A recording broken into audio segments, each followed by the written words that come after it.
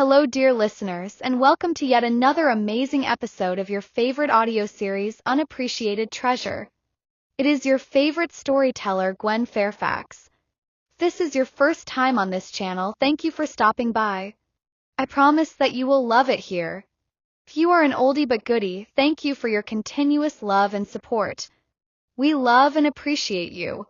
Please like, subscribe, and leave your thoughts in the comment. Thank you and enjoy. After Chelsea had returned from the hospital, she was too bored indoors. She decided to step outside for a walk around her neighborhood. Kyle had gone to her apartment to apologize for what he did the last time he came to her place, and also to ask her to plead on his behalf. Chelsea was rendered speechless after hearing what Kyle had said. But who is he referring to as my boyfriend?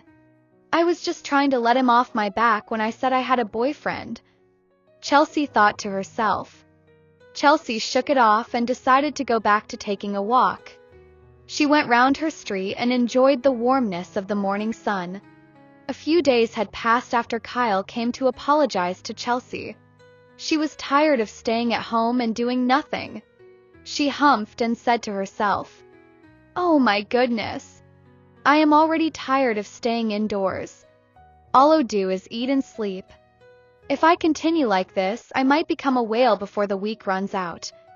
She chewed on her nails as she stared at the ceiling. "Thank God tomorrow is Monday and I can resume work." Chelsea spoke with her eyes glistening with excitement.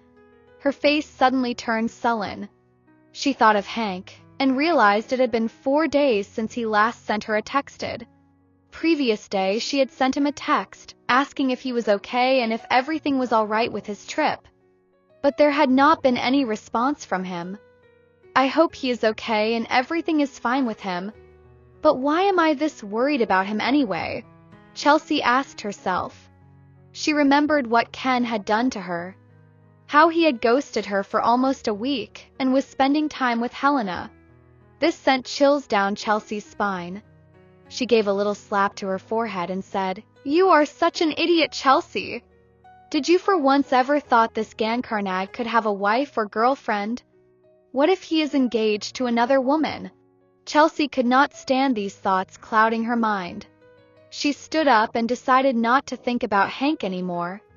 "Anyway, I guess he was just repaying my kindness and what I did for him at the Halo Mountains. He has done more for me than I did for him. He took me to the hospital and also took care of my hospital bills. So I think we are even now." Chelsea had been putting too much meaning to Hank's kindness and expecting too much attention from him. She made up her mind not to be stupid the second time and chose to focus her attention on something else. She walked into her closet and decided to sort out her outfit for the next day. It was the next day and Chelsea woke up with so much energy and pumped up. She was quite excited about going back to work. She went into her bathroom and took a quick shower. She decided to dress in bright colors that day. Wearing bright colors always brightens one's day, she murmured to herself with a beautiful smile plastered on her face. When she was young, her mom would always tell her, bright colors brighten people's moods. So the brighter the color, the happier people will be. Chelsea picked out a bright yellow floral shirt and long black trousers. Her hair had grown longer since she had it cut. She tied it in a messy bun and looked truly beautiful. Chelsea admired herself in the mirror and smiled. She looked at herself one more time and said her morning affirmation. "Chelsea, you are amazing, you are great, and you are fabulous. This day will be a great day." She let out a little giggle, picked up her office bag, and left for work. When she got to the office, her colleagues were so elated to see her. "Hey, Chelsea." Cleopatra rushed and gave Chelsea a hug. "You don't know how much we have missed you." Erica, who was standing too, snorted. "Cleopatra, you are only excited about Chelsea returning because she will help you with your difficult tasks." Cleopatra rolled her eyes and fired back. "Hey, Erica, why are you such a killjoy? Were you not the one whining like a starving cat the other day about wishing Chelsea could suddenly appear and help you with your report?" She scoffed and continued. What is that famous saying about a pot calling a kettle black? The four teammates burst out into hysterical laughter. Seemed as though Chelsea's return had brought back life and laughter among the four friends. We have truly missed you, Chelsea. Welcome back. It's really been so cold in this office without you. We are just so happy you are well and back with us. Chelsea, who was overwhelmed, looked at her teammates and said with a warm smile, "Thank you so much, guys. I have missed you all too." Chelsea moved over to her seat and started going through the work she had missed for a whole week. It was lunchtime, and Chelsea had buried herself in her work. "Hey Chelsea, it's lunchtime already. Aren't you going for lunch?" Erica asked. "Erica, I guess I have a few more minutes to finish what I am doing. After I am done, I will join you guys. You can go without me," Chelsea replied with a smile. As the team was leaving the office, one of the receptionists walked up with a black bag containing a thermos flask. "Miss Powers, you have a delivery from someone. He says you will recognize it once you see it." Chelsea walked up to her and collected the bag. She indeed recognized the thermos, and there was a smile on her face. She knew Nathan had delivered the meal because he did that every day with the same black bag. The smile that was on her face suddenly disappeared when Cleopatra, the nosy Parker, rushed to her side with an inquisitive smile and asked, "Chelsea, I saw the radiant smile on your face when you saw the delivery bag. So tell us, who sent you this lovely lunch pack?" Chelsea just looked at Cleopatra and responded, "No one you know. Anyway, I guess I am hungry now. Let's all go to the canteen and have lunch." Erica smiled at Chelsea with a smoldering look and said, "But Chelsea, I thought you said you wanted to finish what you were doing first. The person who sent you this bag must truly be someone special." Chelsea just shrugged her shoulders and said, "I guess now I am starving. Let us go, guys." They all smiled and decided not to pry further. When they returned from the canteen, Chelsea went to the bathroom to freshen herself up. While in the bathroom, Nicole stepped out of one of the cubicles. She walked up to the sink where Chelsea was standing. She gently washed her hands and dried them with a towel. Chelsea knew Nicole was trouble and had behaved as if Nicole wasn't there. Nicole gave an evil smile and said, "Chelsea, you are so good at hiding your true identity. And to think you were this naive, innocent girl you have been portraying yourself to be." She gave another evil laughter and continued, "You know what? Nothing can ever be hidden under the sun. I know about the little nasty things you did back in Wolverton." She slowly walked closer to Chelsea and whispered in her ear, "Social climber and cheap slut. I know who you truly are. I will make sure everyone in this office finds out who you are and what you have done. And do you know the sweetest part of this whole show? I will start by showing those pictures to Mr. Maximilian. Then I will see what he will think of you. Your end has come, Chelsea." Nicole gave an evil laughter and walked out of the bathroom. Chelsea stood there frozen and couldn't utter a single word. Chelsea stood there looking so frightened. She felt as if her heart would jump out of her chest. Sweat bearded down Chelsea's forehead as she tried to control her shaking hands. Her heart could be heard thumping in her chest as blood pounded in her ears. She found it hard to breathe, as if a vice was gripping on her. She could feel the tears trying to roll down from her eyes, but she pushed them back. How did Nicole know so much about my life in Wolverton? How did she get those pictures? She mumbled to herself. Her mind was unable to grasp what had just transpired between her and Nicole. She couldn't comprehend what was triggering this panic attack. Was it fear of Daniel knowing about her past in Wolverton? Or was it the fear of Hank finding out about her past in Wolverton? She clenched her hand into a tight fist and looked at herself in the mirror. She closed her eyes and took a deep breath, different thoughts running through her mind. When she opened her eyes, she stared at herself in the mirror and said, "But I did nothing wrong. So why should I be afraid of Nicole's threat? If she shows Mr. Maximilian those pictures, I could always defend myself if he should ask me. And if he doesn't believe me, there is nothing I can do about it. The worst thing that can happen is he getting me fired from my job. Chelsea gnashed her teeth and continued, I will never let anyone bully me ever again. I don't care who it is. Be it Nicole, Mr. Maximilian, or Gancarnag. I did nothing wrong, and so I shouldn't be scared of anything or anyone. She splashed some water on her face and slowly walked out of the bathroom. When she got to their office, she walked up to Nicole's desk with eyes spitting firmness and determination. When Nicole saw Chelsea, she gave a sarcastic smile and said, I am sure what I told you must have resonated with you. Chelsea wasn't one to give in to Nicole's threat. She gave Nicole a wicked stare and replied, Nicole, I am certain you are not aware of what I am capable of doing. I hope you do have proof that I did all those things that I was accused of. I don't know how you were able to lay your hands on those pictures. Make sure you do have your facts right. 'Cause if you don't and you go ahead to spew nonsense and spread fake news, you and your source should be ready to bear the consequences. He who plays the music of the dead should be ready to dance to the tune of the spirits. Then suddenly an idea popped into Chelsea's mind. She bent down and whispered into Nicole's ears. I am certain you heard what happened to Kyle Hastings. If you don't want to end up like him, you shouldn't step on my toes. If I should sneeze, you should be ready to catch a cold.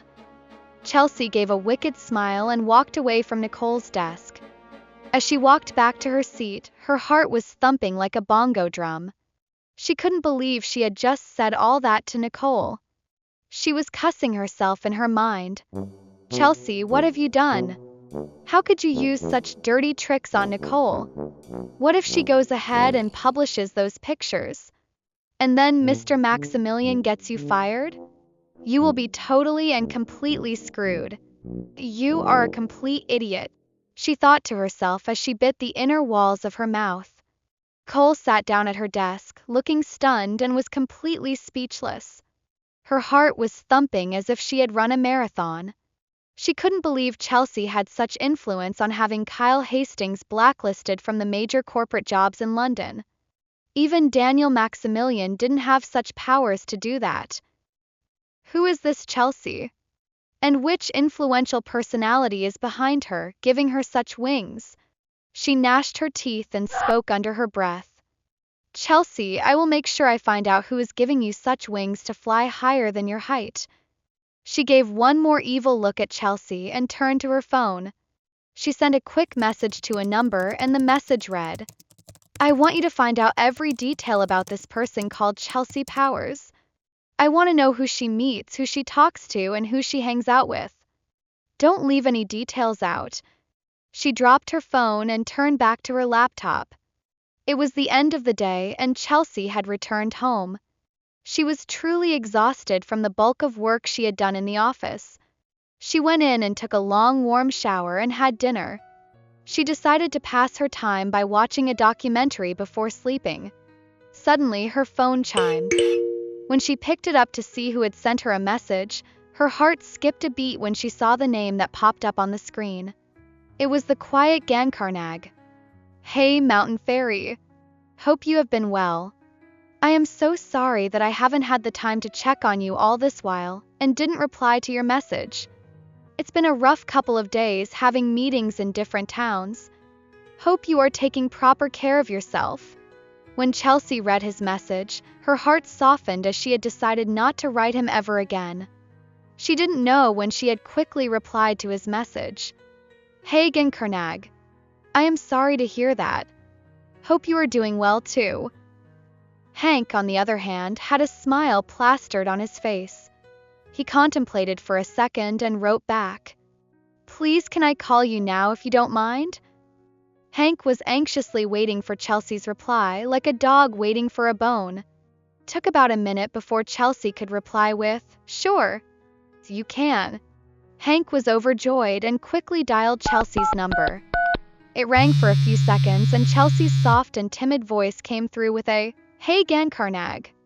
Hank could not erase the broad smile that was plastered on his face. He was sitting on the sofa in his hotel room, still in his well-tailored gray suit. His hair, which had always been well trimmed and styled, was a little disheveled, and he had a tired look on his face. With the little eye bags forming under his eyes, one could tell he had not had a proper rest in days. He spoke with a hoarse voice instead of his usual seductive husky voice. "Hey, Mountain Fairy. So nice to hear your voice once again. How was your day?" Chelsea, at the other end of the line, responded, "It's nice hearing your voice too. Work was okay. You sound exhausted. Shows you have been working hard too. Are you okay?" Her voice was tender but laced with concern. Hank could sense the worry in her voice. Hank gave a little chuckle and said, "Is the little fairy worried about me?" He gave a little chuckle again and continued, "Don't worry, little fairy. It's not something I cannot handle. At least, hearing your voice again after a whole year is quite refreshing." Chelsea's face turned red with embarrassment, and she blushed after hearing what Hank had said. They chatted for a few minutes and Chelsea asked, "Gankarneg, what is your real name? You know my name already. But I don't know anything about you, not even your name." Corners of Hank's mouth tilted upwards into a smile, and he responded, "My dearest Chelsea, I guess we should keep it a mystery until I get back. I think it will be exciting. Don't you think so?" Chelsea furrowed her brows and replied, "But that isn't fair. I am certain you already know all there is to know about me. But I am still lurking in the dark when it comes to you. Or are you a drug lord or a cartel leader?" Hank gave let out a smoky laugh and replied in a smoky voice, "Oh, my little fairy. You are still the same, just like in the mountains. You are so cute though. Like I said before, I am not a bad guy. I am sure you will get to like me when you get to know me. Anyway, it's been a long day. Let me let you go to sleep so you can have a proper rest before you leave for work tomorrow. Thank you for your time and for keeping me company." Chelsea, on the other end of the phone, replied, "Good night then." Call ended, and Chelsea felt as if she was on cloud nine. Hank's voice sounded like music to her ears. She sat there smiling like an overfed child. A few weeks had passed. Hank and Chelsea kept communicating through text messages and phone calls when he was less busy. They both enjoyed talking with each other. Chelsea would often tell him how her day had gone and the things she did. They would both laugh at her silly jokes and sometimes even sleep while the phone was still on. Chelsea's alarm went off and she woke up and didn't realize her phone was still on. She stretched and let out a loud yawn as she placed her feet on the ground and was about standing. She heard a familiar voice over the phone. "Hey, sleepyhead. You are finally awake. Hope you slept well, gorgeous."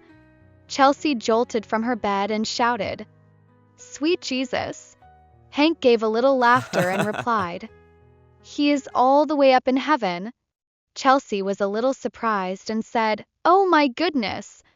I slept off while we were still talking. I am so sorry." Hank, who was already awake and preparing to step out, said with a little smile tugged at the corners of his lips, "At least I was able to hear you snoring." Chelsea was mortified. She closed her hands over her mouth and felt a flash of embarrassment rush through her entire body. She just wanted the ground to open and just swallow her completely. "Did I really snore?" she asked with her voice laced with embarrassment. Hank gave a little chuckle and replied, "No, you didn't. I was just pulling your legs. Anyway, I have to go now. Have an amazing day at work, okay?" He ended the call. There was a smile plastered on Chelsea's face as she prepared to leave for work. A few days had passed and it was Chelsea's 25th birthday. She was quite excited and sad at the same time. That morning, she had received birthday messages and calls from her brother Lionel and Melinda. She felt really sad because this was the first time she would be spending her birthday far away from her family and best friend. On her way to work, Rachel called her and cheered her up. She got to the office feeling much better. While working on her task of the day, she received a call from the CEO's secretary. "Miss Powers, Mr. Maximilian has requested your audience. He wants you to come over to his office." Chelsea left what she was doing and headed to Daniel's office. Since the day for the annual Robotics Summit event was fast approaching, the two teams were so busy and didn't have the time to ask Chelsea where she was heading to. Everyone, including Nicole, focused on their task and didn't even notice that Chelsea had been summoned by the CEO. When Chelsea got to Daniel's office, he was sitting in front of his computer. When he saw her, he gave a warm smile and said, "Oh, Chelsea, you are here." Chelsea reciprocated his smile and replied, "Greetings, Mr. Maximilian. You asked me to come see you. Hope all is well." Daniel nodded and asked her to sit down. When Chelsea sat down, Daniel brought out a beautifully wrapped box and presented it to her. "Happy birthday, Chelsea Powers." Chelsea was surprised and worried at the same time. She stuttered on her words and said, "Thank you, Sir Maximilian. But how did you know today is my birthday? I am sorry. I cannot accept such a gesture. It is inappropriate for me to receive gifts from my boss." Daniel had a warm smile on his face and looked up at Chelsea. "Chelsea, have you forgotten I have your resume, and your details including your birthday are boldly written on it? I know you might think I have ulterior motives for doing this, but trust me, this is a harmless gesture, okay? I know what Kyle Hastings did to you and the gifts he presented to you. This is different, okay? So please don't say no." Chelsea felt the genuineness coming from his words. She gave a deep sigh and took the gift box from him. When she opened the box, it was full of all sorts of exotic chocolates. Chelsea's eyes glistened with joy when she saw them. "Oh my goodness. Thank you, Sir Maximilian. Chocolates are my favorite." The excitement on her face suddenly faded. When Daniel saw this, he lifted his eyebrows and asked, "Chelsea, are you okay? Why did your face suddenly turn gloomy?" Chelsea looked at him and replied, "Sir Maximilian, I don't know how I will walk into my office holding this box of chocolates. I know you have these to me with genuine intentions. But my teammates will see this and then start having false thoughts about this, and I wouldn't want that." Daniel gave a little laugh and said, "Oh, my dear Chelsea, you are really cute when you look this frightened. Anyway, don't worry. You can leave it here and I will ask someone to bring it to you." Daniel didn't know why he felt so protective of Chelsea. Maybe it was because his cousin had finally found someone who could finally mend his broken heart. Just the thought of Hank having someone he could open his heart to brought so much joy to Daniel. Chelsea just smiled and walked out of Daniel's office. Daniel placed a call to Rebecca Anderson and asked her to help him with something. Chelsea returned to her office and acted as though nothing had happened. The team had gone for lunch, and Rebecca had gone to Chelsea's desk and placed the box of chocolate. She left a little note on it saying, "Happy birthday, Chelsea. From Becky." When the team had returned from their lunch break and saw the box of chocolate on Chelsea's desk, Cleopatra, the nosy Parker, squealed like a little girl who had been taken to a Barbie shop for the first time. "OMG, Chelsea. And who sent you these exotic chocolates? Do you have another secret admirer?" Chelsea walked over to her desk and saw the note that Rebecca had left. A gush of cool breeze blew through her body and she replied with a smile, "No, Cleopatra. Today is actually my birthday and these came from Becky." They all wished her a happy birthday and she shared the chocolates with all of them. When she went to Nicole's desk to share some of her birthday chocolate with her, Nicole gave her a dead stare. The kind of stare that spoke a million words in one. The kind of stare that said, "If you take another step, you are dead." Chelsea cleared her throat and said, "Hey, Nicole. It's my birthday and please share these chocolates with me." Cole gave a humph and replied, "I don't want to share your poison with you. Chelsea, better stay off my lane. And don't think I still don't have those pictures. A time will come when I will publish them." She spoke and turned back to her computer. Chelsea stood there feeling so embarrassed and cussed herself internally for even walking up to Nicole in the first place.